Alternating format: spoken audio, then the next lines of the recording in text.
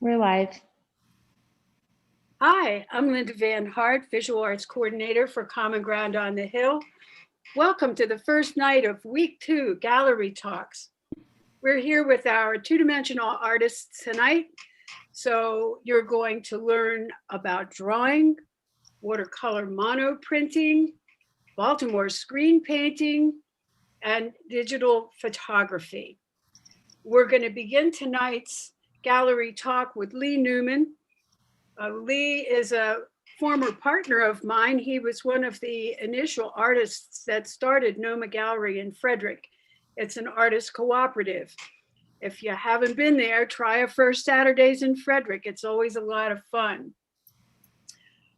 Lee's been teaching quite a while. He does a lot of things, but primarily he loves to draw. If you see Lee out having a beer with a friend, he's probably got a sketchbook and some pencils in front of him.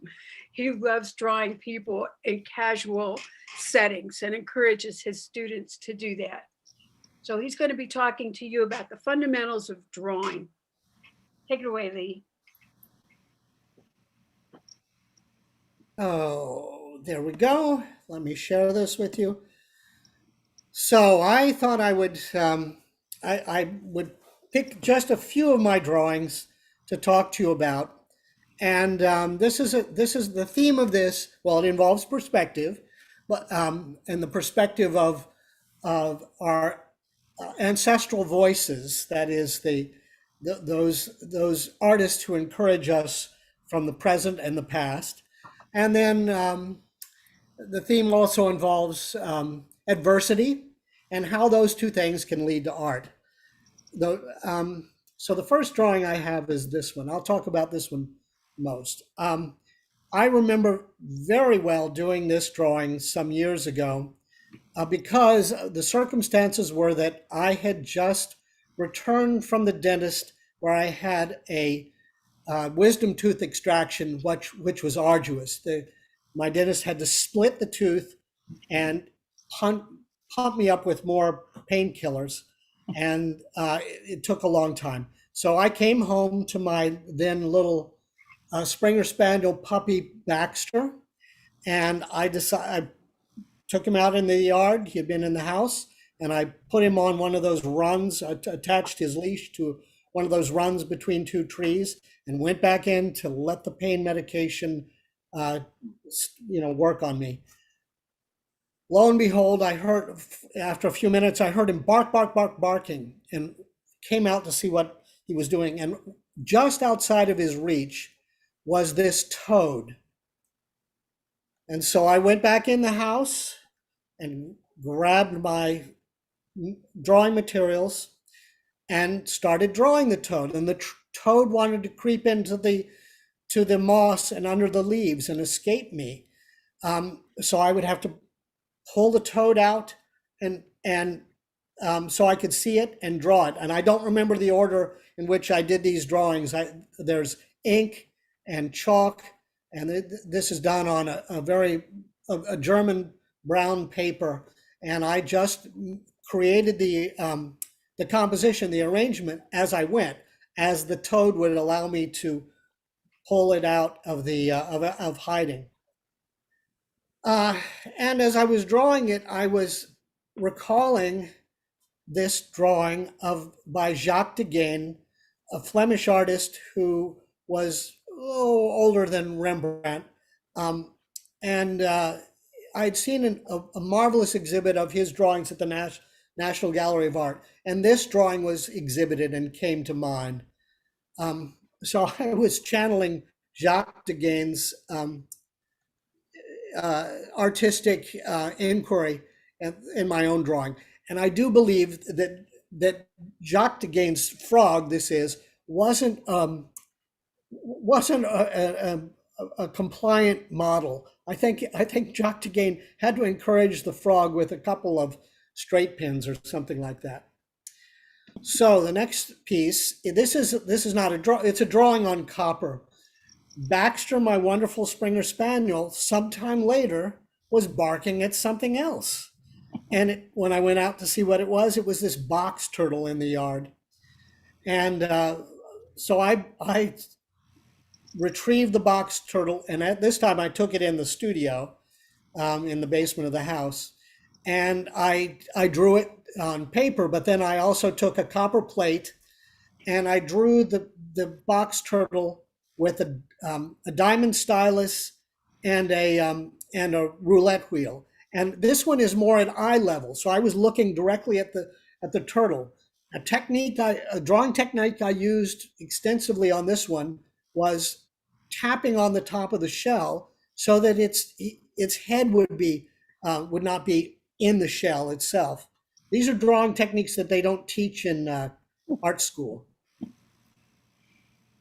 And as I had help from Jacques Degaine, who had drawn this tortoise from two different perspectives, from the same, looking at it directly, and then also turning it and looking at it from underneath. And it's such a important aspect of drawing, that you examining something from all different sides, from its, from even cutting it open. This is why drawing was so important for doing dissections. The next drawing I have has a little more of a story to it. I had a wonderful student this is when I was teaching at American University for a period of time, I guess 8 years. And I had a wonderful student, Betty James, and she had a devoted husband, and he had cancer, and he was fighting it. And at a certain point, he died, and I got a phone call from her requesting that I draw him at a funeral home before he was cremated. And I remember listening to her and on the phone, and she was so bereft. And I remember hearing this voice that sounded something remotely like my own, saying, "Sure, I'd be happy to do that." And then I realized I had made this commitment. And so I screwed up my courage and drove to Gawler's funeral home in Northwest Washington. And they had, the people at the funeral home knew that I was coming. And I have to say, I had been drawing nearby the funeral home in a McDonald's regularly. I used to go there and eat and draw people in motion. And here was a situation that I'd never encountered. This was a model who would never move. In some ways, that was perfect. But the most difficult thing for me was to be looking at something that I was uncomfortable with, looking at death. And so I screwed up my courage. I did 3 drawings that afternoon, and they didn't take long. But the first one I threw away. This is the second of the 3, and I realized as I was drawing Charlie James that the musculature around his mouth was it did not look like he was sleeping. And so in the third drawing, I made adjustments to that.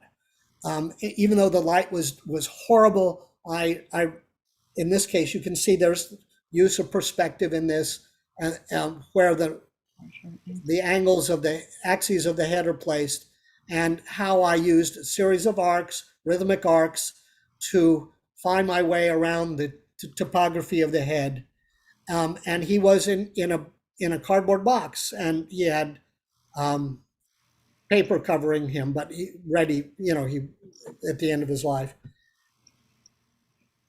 And I was able to screw up my courage and use my training to do this as for the purpose of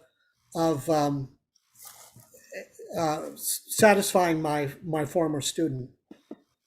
Little did I know that, and this is the third drawing by Jacques Degaine, that drawing people who had died was a long tradition. The drawings, births weren't recorded so often in Europe in the 1500s, 1600s, but deaths were. And so this drawing Jacques Degaine did of a woman who had died.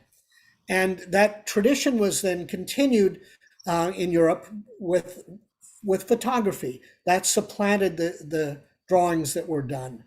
This was something I didn't know at the time, but I realized that much later that I was participating in an age-old tradition and in participating in a wealth of human experience. And that's exactly what I think is an important role for drawing to serve.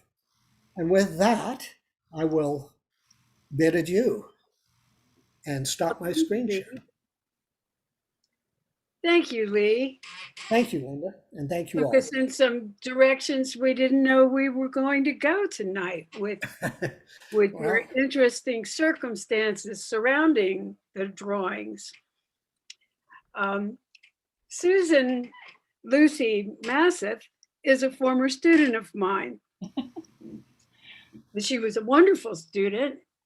She came from Francis Scott Key High School to then Western Maryland College, where I was also teaching. And I think I got her involved a little bit with Youth Art Month and encouraged her because she was thinking about being an art teacher. And I was extolling the wonderful association, Maryland Art Education Association. And I may have been president of that at the time, and got her involved with it. And Susan has gone on to become a much loved and excellent teacher of art in high school, like as I was, dealing with studio and AP students and encouraging them to prepare portfolios, think beyond the doors of their classroom into their future and begin preparations for creative life. She's been teaching with us several years now, and this year she's teaching watercolor monoprinting. Thank you, Linda. Let me see if I can share my screen.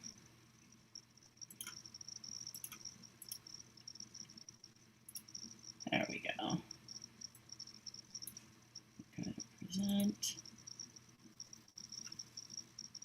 So as Linda said, I've been teaching high school art for the past, 38 years. So it's been a long time. I've been up in Frederick County for the whole time, and I was at 3 different high schools.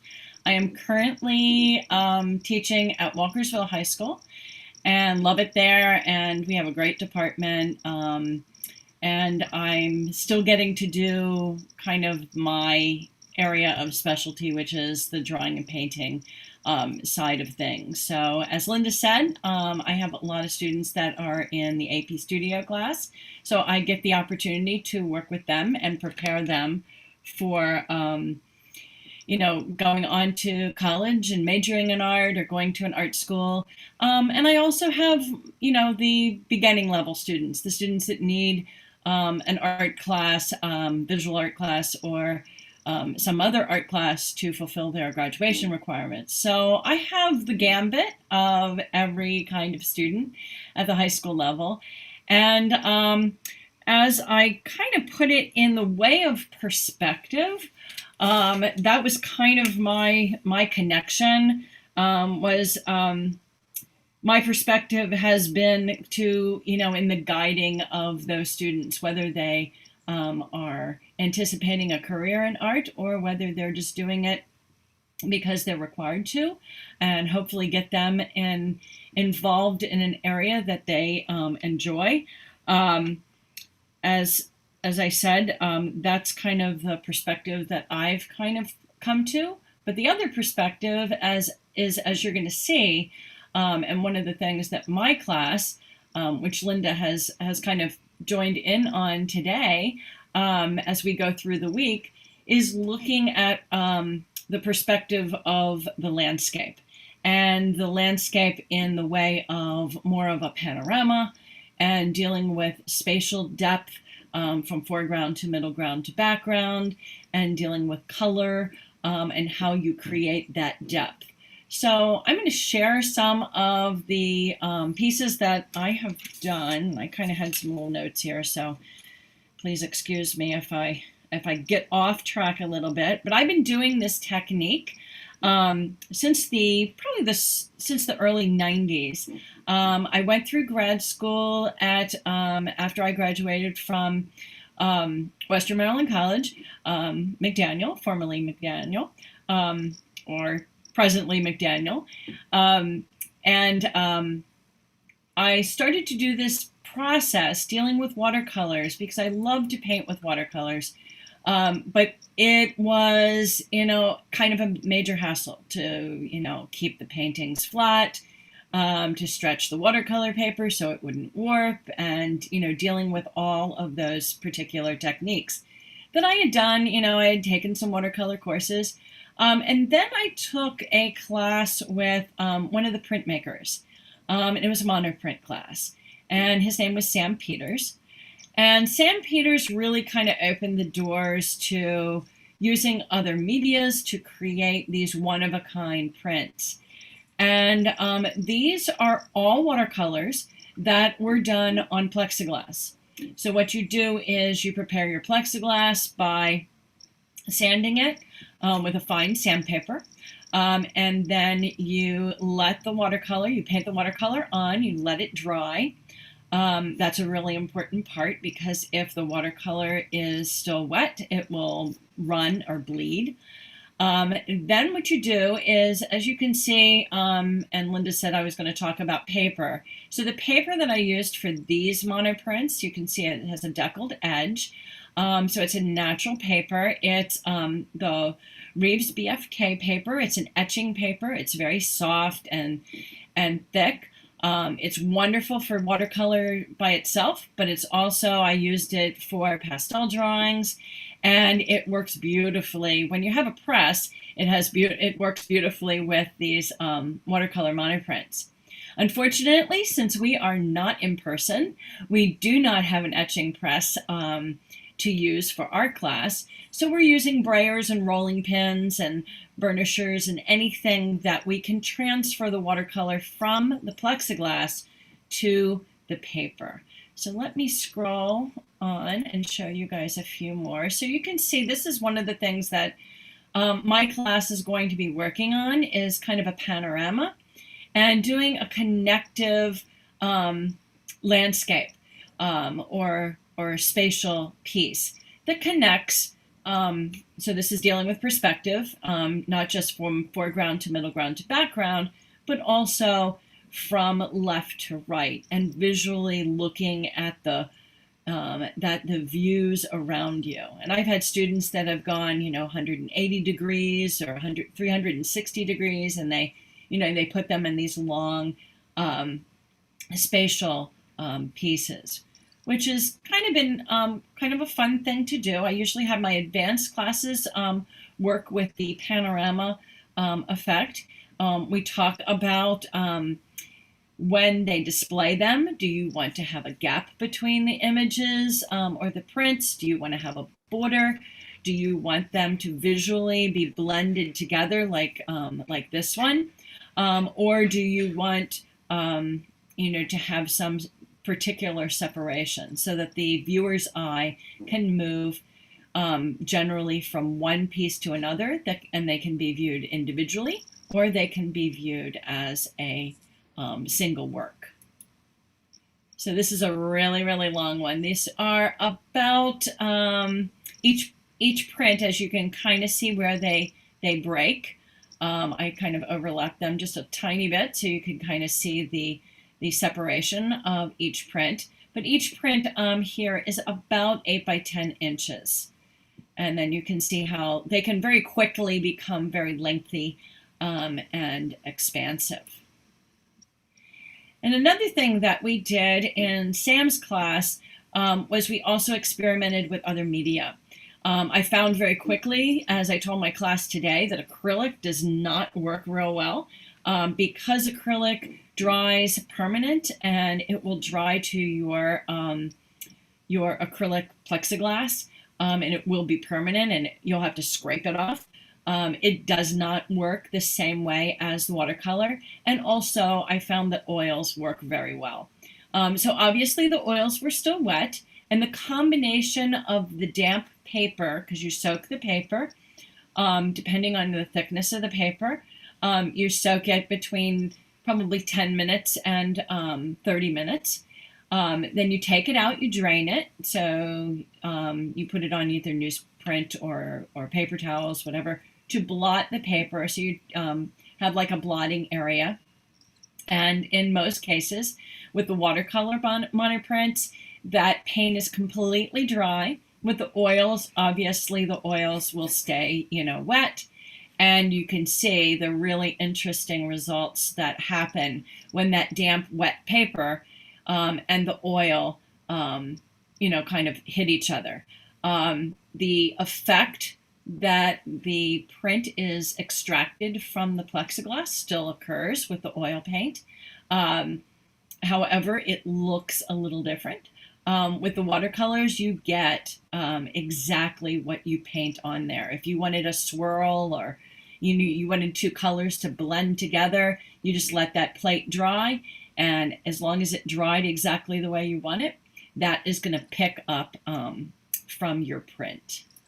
Now, as I said, all of these were done in a press. So the press, it's an etching press. And if you have access to one, it certainly, does help. I have one in my classroom, and we blot the paper, soak the paper, blot the paper, have a blotting station, and then we set the plexiglass up on the press bed, lay the blotted paper on top of the dry watercolor, put the blankets down, run it back and forth. It's usually one time, as long as it's large enough to get all of the edges of your print. And then we peel it off, and you can see all these really beautiful, brush strokes, all the techniques. You can use watercolor pencils on them, watercolor crayons, any type of watercolor technique that you can do on paper, you can do it on the plexiglass. Now, why would you want to do it on the plexiglass and not on, let me go back, sorry, and not right on the paper? So there's a couple advantages to this process, and doing it as a monoprint rather than just on paper.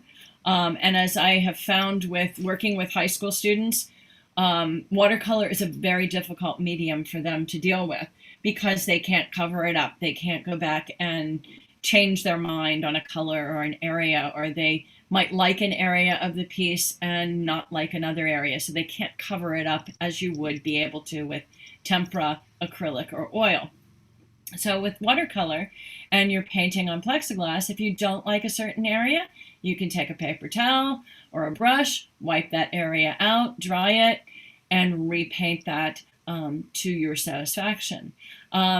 The other thing is you're not having to deal with stretching paper. There is some confines. Size of your paper, you need to have some area that is large enough to soak your paper. So I know Linda's doing a pretty large one, about a foot. So she'll probably need to use her sink to soak her paper, and then she'll have to have a large area to blot the paper, and then she can use a brayer or a rolling pin to adhere the watercolor and pull the watercolor off of the plexiglass onto the paper. And let me go to the last frame here. And then these were a series, as some of you know, my first or my graduate show at Maryland Institute was dealing with machinery and the idea of implied motion. So I had this old tractor that I just kind of became obsessed with for about 5 years, and I tried to do it in every media that I could imagine. And these were some that were done in oil, ink. Some of them were done in watercolor, but these are all monoprints that were very similar to what I was working on for my graduate work. So this process has kind of followed me, and I still do it in my level 1 classes, and they absolutely love it. We kind of get into non-objective pieces in my advanced classes, and some of my AP students really love the technique, and we get into talking about using their own imagery. There's a couple things that you need, as I said, you need to be aware of. Beside the size of the image, and that might be a limitation.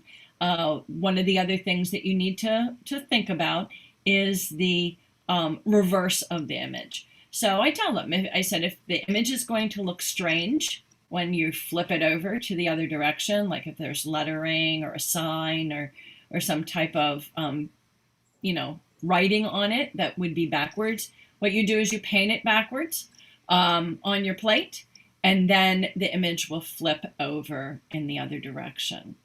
I think this was the last image that I had, yes. So in the way of perspective, my perspective has been reaching out to high school students for the past 38 years and trying to get them to grab hold of a media. And I have found that this particular technique works just as well with the beginning level student as well as, a very advanced student. It lends itself well to teaching techniques in watercolor, which can be really difficult, as well as it also is very forgiving. So that is my slideshow. Thank you, Sue. Thank you. Wonderful. Of course, I taught monoprinting too, but I never did it on a sanded surface. I haven't done it for a while. So I was very intrigued to work with Sue. We're going to move on to Michael. Michael Sipe is a member of the Baltimore Screen Painting Society, and he is very passionate about Baltimore screen painting. And he is currently curating a show that is available for you if you want to stop by Off Track Art Gallery. Michael has joined us as a partner there. After a couple of years of teaching with us at Common Ground, we just twisted his arm and pulled him right into that artist co-op. Well, Michael, tell us about Baltimore screen painting. Thank you, Linda. Let me bring my screen up here. So I want to talk about a couple things, but first I think the history of the painted screen in Baltimore is important, and it's important from several perspectives. But one is understanding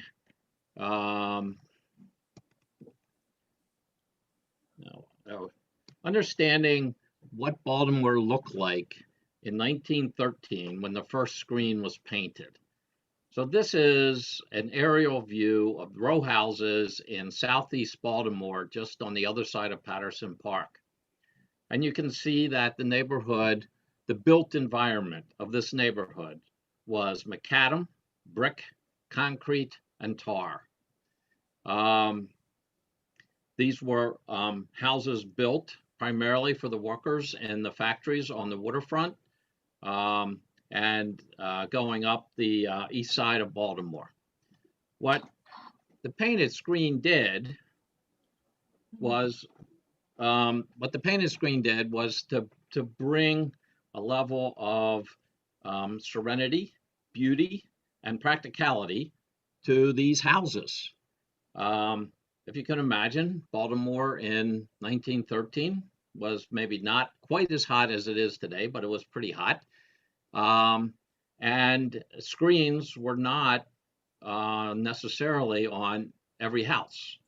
And so what the painted screen did, and the slogan of the artist back then was, you can see out, they can't see in. So it was very practical. If you had a painted screen in your window, you had privacy, but it still allowed the airflow to go through your house and provide as much fresh air as possible. It was all started by a gentleman by the name of William Octavet in Little Bohemia. He was a Czechoslovakian immigrant to the United States, and he opened a corner store.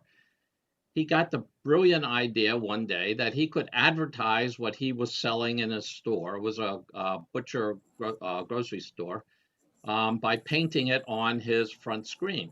And so he did, and he changed it on a regular basis. One day, one of his neighbors came in, turned around and looked out and realized that she could see out onto the street. But when she went outside and looked at the screen, she couldn't see into his store. And she had a personal problem. As she described it, she had hooligans hanging out on her corner, and they would stare into her house on a regular basis. So she convinced Mr. Octavet to paint her a screen that she put in her front window, and that solved her problem. These guys who were bothering her could no longer watch her through her front window. And then it took off like wildfire. Since the Smiths had it, the Joneses wanted it, and when the Joneses had it, the Davises wanted it, and it just kept multiplying to the fact that in Southeast and East Baltimore in particular, there were over 300,000 painted screens. And it was a tradition, painting the screens was a tradition that was handed down from generation to generation. And Mr. Octavet made a living out of it. In fact, he closed his butcher store and opened an art store on Monument Street, where he taught people in the neighborhood how to paint screens as well as selling art supplies. That traditional screen painted back in the early 1900s was a bubonic scene because the artist wanted to provide a level of beauty on the block, but also a beauty that was serene, that was bubonic, that added a pastoral sense to a built environment that was pretty harsh. And so what became very popular is called the red roof bungalow screen. And probably 70% of the screens that were painted at that time had red roof bungalows in them of a variety of different styles. And there were a lot of characters too. These were itinerant, self-taught artists that learned the technique from Mr. Octavet, but went out and developed their own styles. Lonzo Parks was one of the most prolific painters, and he was a very, very beloved and wacky guy that lived in Southeast Baltimore. He was most noted not for his screens, but for the fact that he could play 3 harmonicas at one time. He could put a harmonica in each cheek, play those while he was also playing one with his lips. And then Johnny Eck was another character. This is a man who was born without a lower part of his body. He made a career in his early days in Hollywood, in movies. He played in a lot of Tarzan movies. Became very popular, but then his star diminished, and he returned back to Baltimore and made a living as an artist, a screen artist. What he did was he evolved the art from bubonic to urban. And so introduced a whole new subject matter that you began to see. And then Ruth Chisholm, another accolade of Mr. Octavet, there's a picture of Ruth, brought something else to it, which is sort of almost an impressionistic style of painting to the screens, much more subdued colors. Her paintings were phenomenal in the composition and the colors that she used on the screens. And there were now 3 generations of the Octavets. John Octavet, who is still painting in Anne Arundel County, has continued the tradition of the red roof bungalow and continues to paint screens for folks in Anne Arundel County and Baltimore City primarily. And then Dee Herget came along in the 60s, and she brought a whole new level of the art form, where there were much more complicated scenes, and more diversity in the world of the painted screen. So we're now on our fourth generation of painted screens. And this was done by a participant from Common Ground 2 years ago in my class. She's an art teacher here in Carroll County. It's just an absolutely beautiful screen door that she painted for her house. And then this is one of my paintings, which is in Union Square, which is a neighborhood in Southwest Baltimore. So that's sort of a quick overview of the painted screen, the history. Again, I think from me, growing up in the east side of Baltimore, I used to ride my bike from my house down through to the Highlandtown Canton area, where my grandfather and his brother had a seafood business. And I would go visit them and make a few bucks shucking oysters or filleting fish. But what I really loved about it was every time I rode my bike down there, I would go on a different street. And I went on a different street because there were so many screens. It was public art, privately owned, in neighborhoods where there was a harshness there. And it built a sense of community. It was local artists who lived in the neighborhood who were painting for their neighbors, and bringing a sense of beauty, creativity, ingenuity into that community. And I think it was a wonderful thing that art did for the folks there.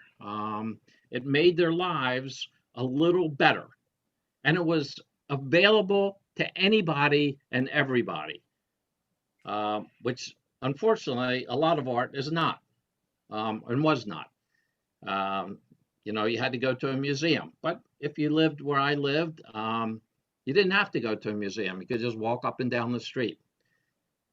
So that was my sort of introduction to the painted screen. And then I had the good fortune in 1980s of being the deputy commissioner of the housing department in Baltimore City. And one of the personnel line items that I had was for a city folklorist. I had no idea what a city folklorist was or did, but I put the word out on the street. And one day, this crazy woman walked into my office and said, "I'm a city folklorist. I understand you're looking for one. You got to hire me."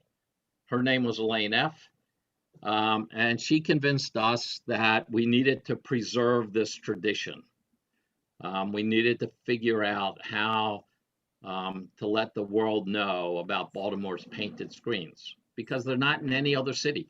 There's no other city that had the painted screens like Baltimore City has.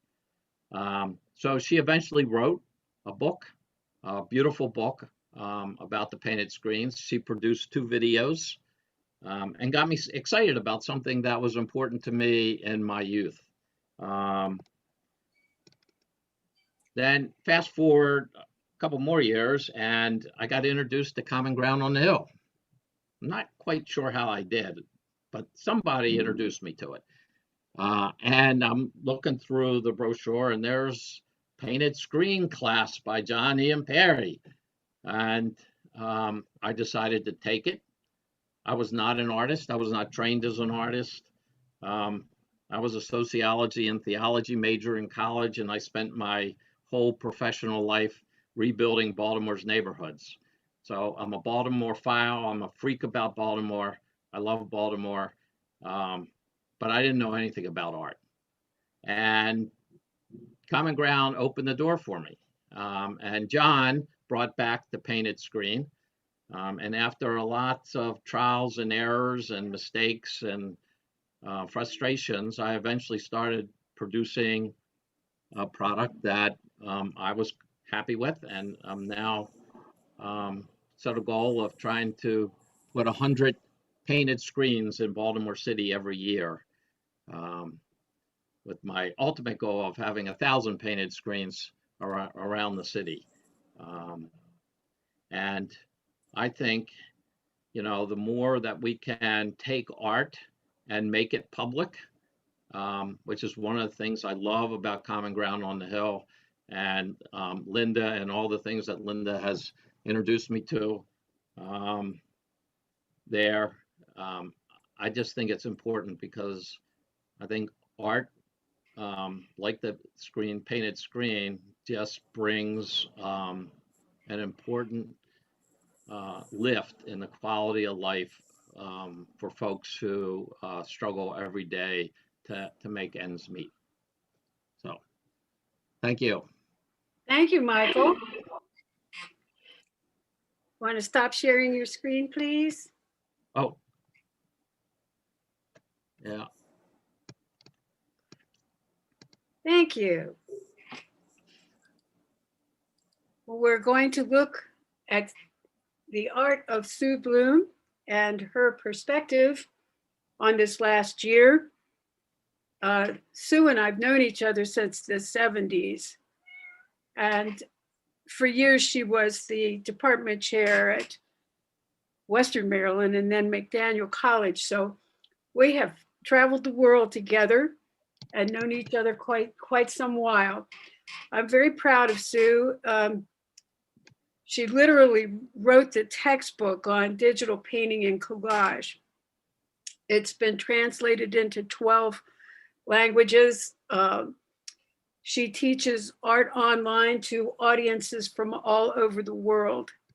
Her photography, she's got a great eye for composition, but she's an experimenter. She just can't let it be. She has to get in there and fool around with it. And she's very inventive that way, as you will see. Sue, show us some of the work you did in the last year. All right, let me share my screen. And I hope you can see that. Can you? Yes. Oh, good. Okay, well, like I think most people here in the US and abroad, this last year has brought us some unexpected events and feelings. And so I don't know about you folks, but I was pretty much in seclusion. We live up on the hill in the woods, and we had our groceries delivered. And thank goodness we had enough space that we weren't bumping into each other all the time. And we spent a lot of time outside when possible with gardens and so on. The biggest sort of absence in our life were family members, especially the grandkids. We felt like we missed over a year of their lives, couldn't hug them. Thank goodness we could see them with FaceTime periodically, but it was a big loss, both for them and for us. We learned how to binge watch TV. We had never done that before. So we asked friends that we weren't seeing what they were watching, and we tried some series, and we tried to have like a purposeful kind of use of this time that we had been gifted. So again, we worked in the garden, we cooked a lot. I did some research, some reading, and creating. I had a lot of concentration on genealogical research during this time frame because so much can be done online now. I've been doing it for decades, but in retirement now and with the access to all sorts of records online, I could throw myself at it a bit more. I was consumed with the news. I had to turn the news off periodically, worried about the political situation and COVID. We spent weeks trying to get a vaccine appointment. It was like whack-a-mole, trying to find a place where somebody would give us a shot. And thank goodness we've passed that time frame. So last spring, I canceled the classes that I had on my schedule because I couldn't imagine not doing them in the flesh. So I finally decided with Common Ground. For some reason, I'm freezing. You may have to just see me frozen because I don't want to go out of this and have to come back. So I will be frozen in the video there. So I decided, what else did I have to do? Might as well learn how to Zoom. So I Zoomed, and I found that it takes a lot longer to prepare lessons with Zoom. But again, what was I doing? Let's throw myself into it. And so I did. And I started teaching Zoom classes last summer with Common Ground. And I teach at other venues across the US for photo workshops. And I found that they wanted me to do it for them as well. You know, and Michael was saying about how the screens were accessible to everyone in Baltimore. And one of the things that I've been teaching most this past year is the use of the iPhone. How do we use the iPhone? How can we make art out of the iPhone? And I find that that little instrument that is a phone, but also is a camera, sort of has democratized, if you would, photography, and allows everyone access to making lots of photos. Tons and tons and tons of photos are being produced.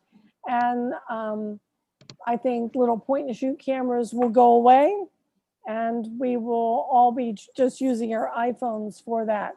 But beyond that, the phone allows you to do really something that is more artistic as well. We would go out and take small rides in the car. I have to admit that instead of putting our mail in the mailbox at the bottom of the driveway, we actually drove to the post office to get out of the house and just put it in the slot at the post office, just to have a random drive. And so we went out and tried to find little small roads that we hadn't been down.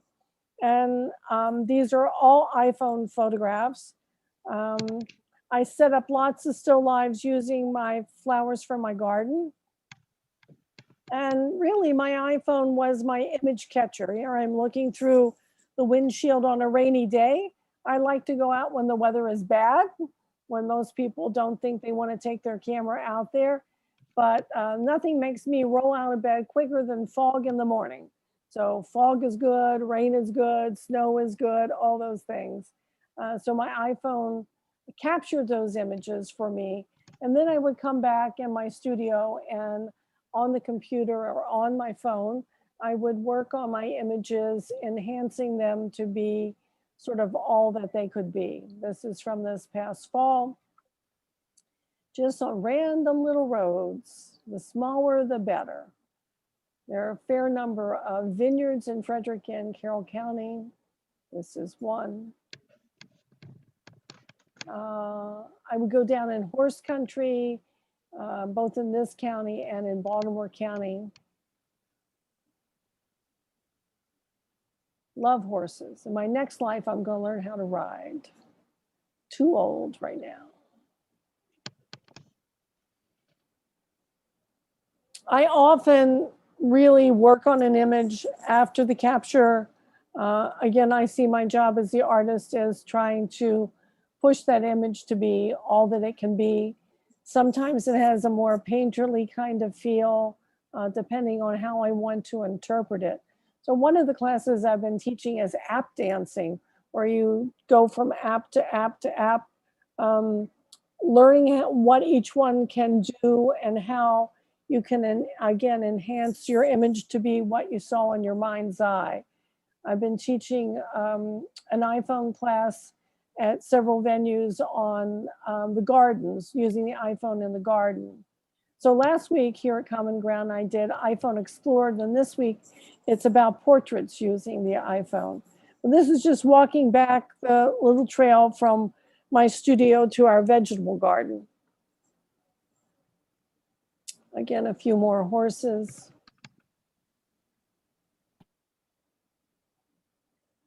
And one of the things, as I was putting this together, and Linda said the theme was perspective, as I look back on the things that I had done this year, I think you might agree that there's a solitariness, a quietness about the imagery.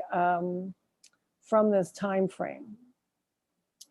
So I like this quote I found recently, and I don't necessarily associate Albert Einstein with fun, but I really like the quote. And although this hasn't been a fun year, we've been able to have fun in our classes. We've built communities of people that sort of, I think of it as like the perfect storm of people that are creative, that are sort of caught at home, want to learn new things, want to be part of a community of folks. And so I feel like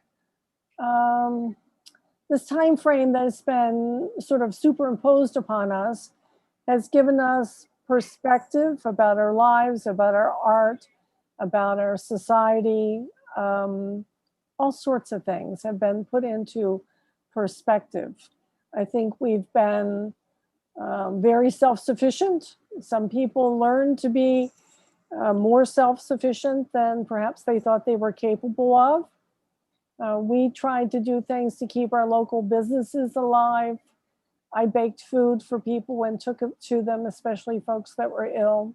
So quiet, I think, was good, and it seemed appropriate. And the quiet in the studio, just listening to the birds, was a good thing as I worked. I think we all developed a bit more empathy for folks that were suffering in a different kind of way or more intensely than we were. Our own family lost a family member and barely saved another from the disease. So I think that's true of many, many families. We all have stories to tell about this time frame in our lives and in our culture. So I think reflection has been a good thing. And I sort of use that thought simultaneously. I can come back up to the screen again. There we go. We can use the idea of perspective about this year in a way that we bring maybe some meaning to our artwork. Lee, you said that you had the virus, and maybe you can add what that meant to that sense of perspective or reflection, in your own artwork. Well, Sue, you did say, thank you. These were wonderful talks all. The empathy has always been an important aspect of art, being able to look at somebody else's experience from your point or see their own perspective. But yes, I feel like having been in the hospital for a week with COVID and a heart attack over Christmas. I've been reborn. So I'm fortunate I was able to get out of there, and to work more. And so I'm picking up themes. I work on a lot of different types of themes. As you like horses, Sue, I like cows. There's a cow pasture behind my house, and they're Angus this year. And so it's caused me to think about being more pastoral in what I do, but also the fact that I live in a little community in southern Frederick that was freed black, and there were two houses in my little community that were on the Underground Railroad. And even though it's mixed white and black, there were quite a few Trump voters in my community. So I'm very aware of, even though it's a placid area and it's seemingly placid, that there's an underlying tension, I guess I'd have to say. And I have a heightened sense of that. I watched a lot of news too, and still do. It's an obligation and a duty, not just an entertainment. So yes, those are all things it takes a long time sometimes to reflect on an experience and then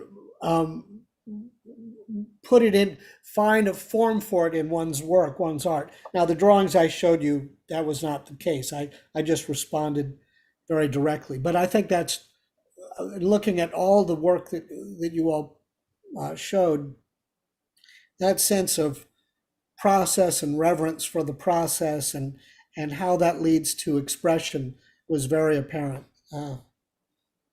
It's been a pleasure to be. I don't like doing these talks, but I liked listening. Thank you. One of Linda, the does that give you enough time to talk, or did we eat up your time? no, I'm no, good. one of the things I found interesting is how each of you brought community into what you do. Susan with the community of students and nourishing them and nurturing them, and Michael with the community in Southeast Baltimore, Sue with her virtual community on FaceTime, and Art. One of the things that founded Common Ground was the desire to build community through communication in the arts. And I think that's been very evident in tonight's gallery talk. Thank you very much for your contribution to that. And as we look at these two-dimensional media, drawing, of course, is the basis for almost everything else. You can see the drawing that has gone into the Baltimore screen paintings. You can see the drawing that precedes the watercolor monoprints, and you can see the drawing after Sue captures the image, the drawing and painting that she does. Be very interesting if you enjoyed that, for you to see the comparison with Sasha Lane and Sue last Thursday's gallery talk, because Sasha is a purist as a photographer. So I had them compare shoot straight or manipulate, because Sasha's pretty much a straight shooter and Sue manipulates her images. It's very, very interesting. And all these gallery talks are archived on the Common Ground YouTube site. So if any members of your friends or family have not been able to watch tonight, they can go in later. And it's fun for us to see how many people come to the actual gallery talk, and then 80, 90 people show up by the next day, that having looked at them in their own time frame after they get the kids to bed or whatever they're doing. Tomorrow night, our gallery talk will deal with three-dimensional artists, and it's going to be very interesting to see how this works. All the artists involved use found objects in their work, but Jim Paulson, some of his work is huge. And he works in very hard materials. He is paired with Sarah Murphy, who does sock creatures and soft things, and with Kelsey Wales, who builds fantastic creatures out of polymer clay. So it's kind of like high and low art. We didn't talk much about the difference between craft and fine art, and if the line is blurring more every year, we will certainly see that line blurred tomorrow night as we look at the three-dimensional works of art. Just a thumbnail sketch of the rest of the week. Wednesday, we're talking about fiber and wearable arts. Thursday, we have a most interesting pairing. Kabibi Ajanku, who's getting our Visual Arts Award this year, and Pun Plamundan are comparing cultures and artifacts. Kabibi's a maker of artifacts. Pun is a collector of native artifacts. And they're both storytellers, so that's going to be very interesting.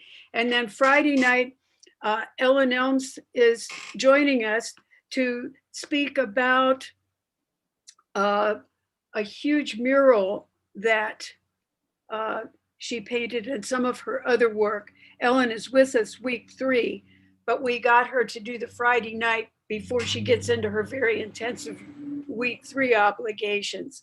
So please don't hesitate to tell friends, to share the access, not the participants' access, but the one that everyone can use to tune into these gallery talks and join us. We want to enlarge our community, and we want to bring everybody in live next year and have the biggest common ground we've ever had. Maybe we'll even be able to hug next year. What do you think?